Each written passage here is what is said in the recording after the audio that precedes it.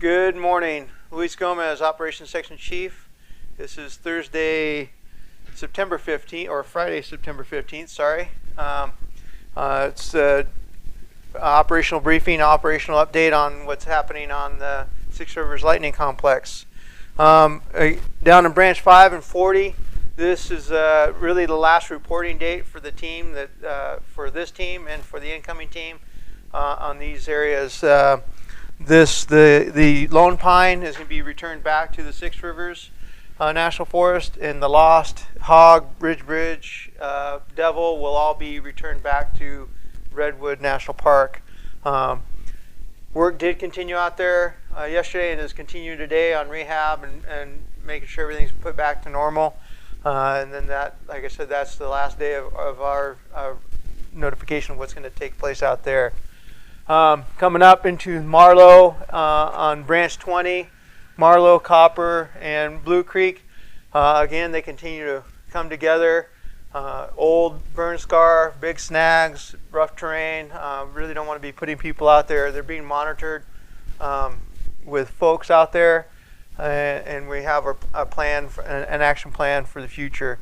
Coming into the Mikovitz Road and Bluff Creek, and all that's being still cleaned up for firefighter ingress, egress, and for future use for public. Again, Mosquito and Bluff, we continue with operations with ignitions going to the north on both sides. Yesterday, things were going really well with the east wind, and then as the marine layer pushed in with the west wind, we started to have to slow down and stop ignitions due to holding concerns. And so we worked on that, and then that took into the night and had night shift out there last night.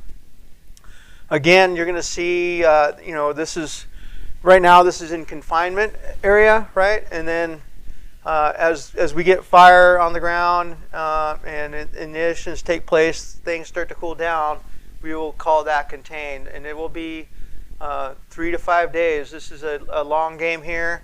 So contained is we feel comfortable that it won't cross the line. Controlled would be it won't cross the line with an adverse wind, and we have it controlled. It won't get out.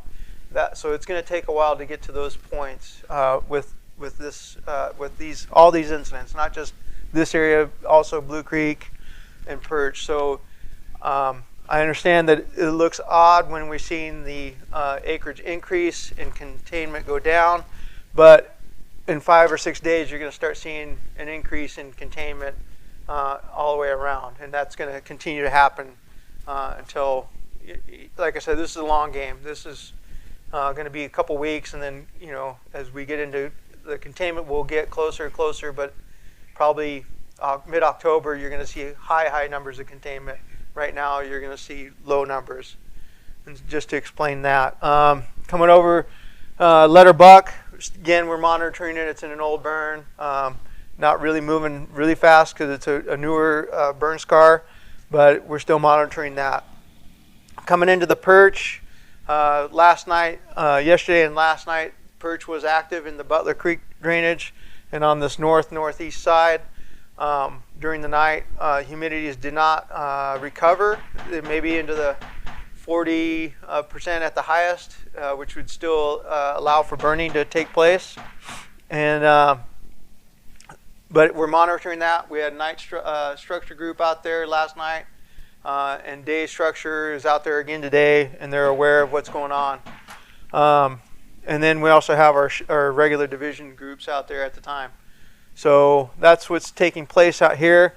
Again, there's no ignitions taking place out here. We don't really need to do that. We need to just let this come into play for us at a natural pace and not increase the speed that we would have fire on the ground. So again, we're monitoring this as we move forward. Thanks, and have a great day.